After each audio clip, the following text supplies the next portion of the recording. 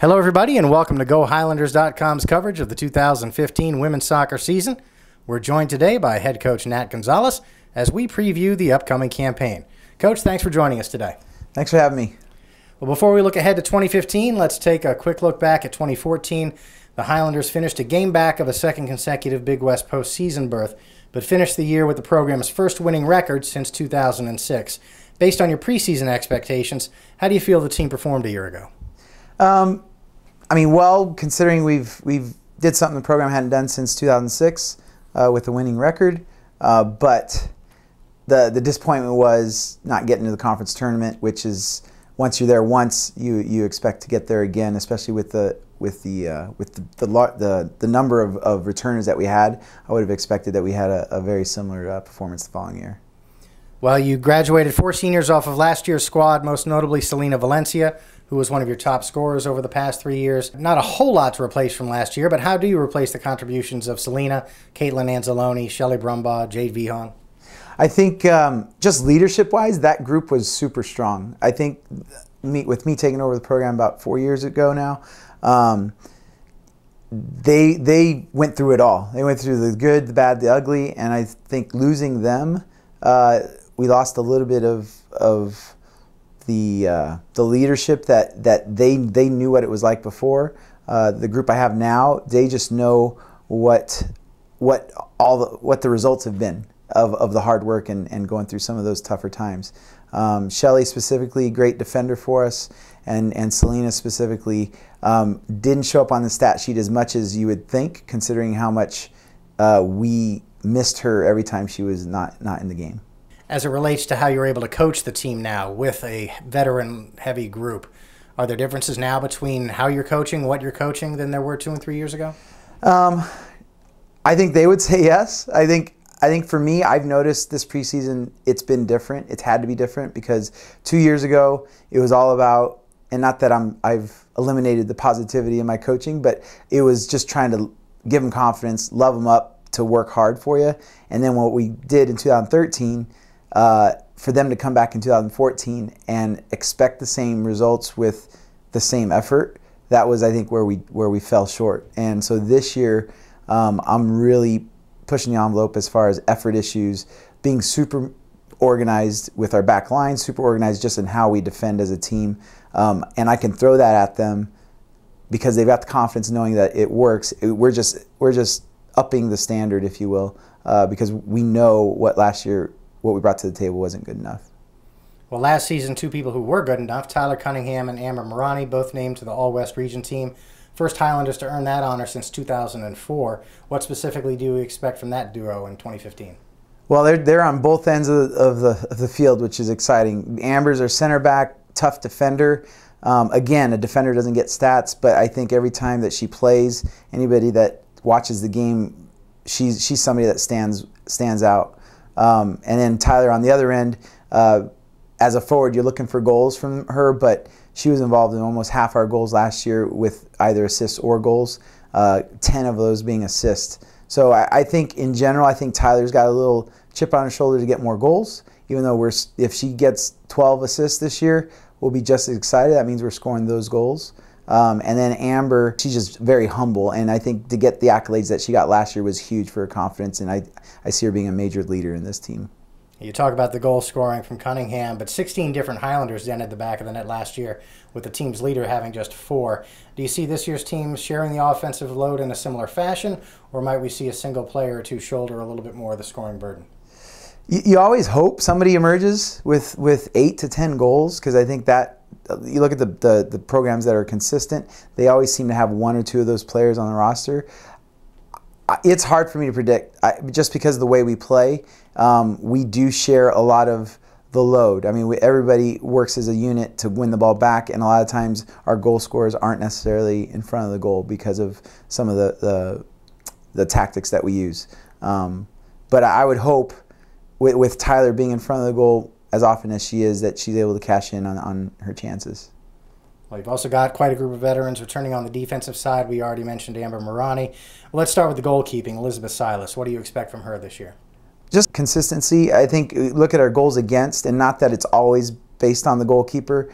But our goal is to get the thing under below 1 goal a game, and since I've been here, that has not been the case. So I think if we can just be a little bit more stingy in the back, our goal scoring and the way we play up beyond the back line is going to be a lot more productive because of that. I know Silas, going into her senior year, she's got some big aspirations, and I just think at the end of the day, if she can make one big save a game as needed, but we're just looking for consistency, and I think just her maturity and her confidence is going to lend to that. How about the rest of the defensive lineup? Again, I don't see much change. We've got Amber as a center back as well, and Christina Tucker. Michaela Mendoza, a transfer from Cerritos, is an experienced defender as well. We're hoping that she gets some minutes in there to give us some depth in the center back's position specifically. And then the outside back, you got Brianna Thomason, you've got Kelly Velasquez, who've been kind of the standards of our outside back positions. We're hoping with their experience and their seniority that they can come in and hold those spots down. Well, with all those veterans returning, which newcomers or players who played limited minutes a year ago do you see stepping up and making a significant contribution in 2015? The way we sub and the way we go after teams, there's a lot of players, on average about 20 players, that are going to get significant minutes. And when I say significant, close to half a game, which if you're playing half a game, you've got plenty of opportunities to make an impact.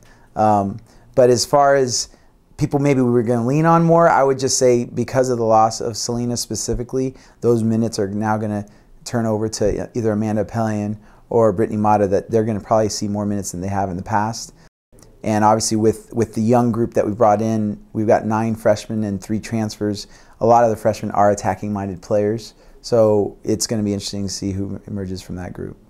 Well, another group of veterans on the team is your coaching staff, which has remained constant for the last 3 seasons. How does having consistency in the coaching staff benefit the program? It's been huge. Keyshawn and Sarah have been through it all. I mean, when we had our success 2 years ago, just the players know what to expect. Keyshawn's done a great job with the attacking group. We've steadily improved our numbers on the attacking side of the ball each year. I think he's got a great rapport with the girls in regards to, teaching them the fundamentals of attack. Sarah, just her energy with our back line, making sure they're organized. There's going to be a lot of responsibility on her this year because we're trying to get that goals against to below 1, and that's going to be a huge part of it, along with the goalkeeping. Well, you've got another strong non-conference schedule this year with home matches against USC and Arizona, a road trip to Cal. How would you describe your philosophy when it comes to creating your non-conference schedule, and what do you hope your team gets out of that schedule heading into conference play? My hope is that we're an NC2A tournament team, or at least contending for it, if not every year, every other year. We need to know what it feels like to play NC2A tournament teams.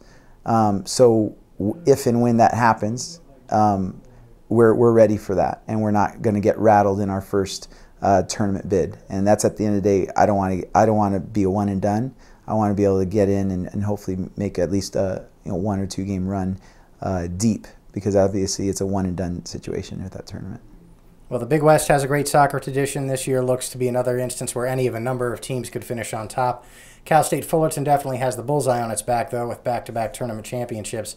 Do you see the Titans as the team to beat this year, and how do you see the rest of the Big West shaking out? Big West is getting more difficult, and I think we've added to that. I think a lot of the teams are not looking at us the same as they did 2-3 years ago. But with that being said, our conference is super strong. Long Beach State just played UCLA and beat them 1-0, and that says a lot for our conference and for kind of where we're headed. And again, us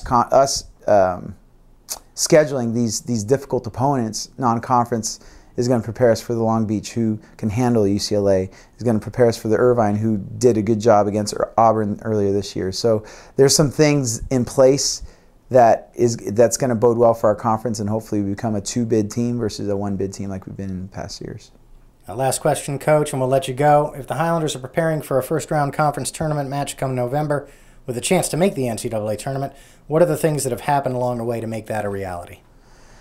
I think playing really consistent. I think, you know, when we went on that run in 2013, it was a roller coaster ride until the very end. My hope is that we steadily get better each game, so that when that time comes, we are in a flow and we're playing well together, and we have our units are consistent, and there's not a whole lot of shuffling in regards to personnel. But at the end of the day, I just think this group has a chance to do something that hasn't been done in 10 years with the NCAA tournament. And that's our ultimate goal. Obviously, to get there, we have to get into the conference tournament. And I think the girls are ready. They understand the expectations now. Winning a Division I soccer game, forget about the Big West, is hard. It's very hard to do. And I just think they understand now, and this is the year for them to kind of show that. Well, thanks so much for your time, Coach. Good luck this season. We'll see you down the road, and hopefully in Cal State Fullerton come November. Thank you.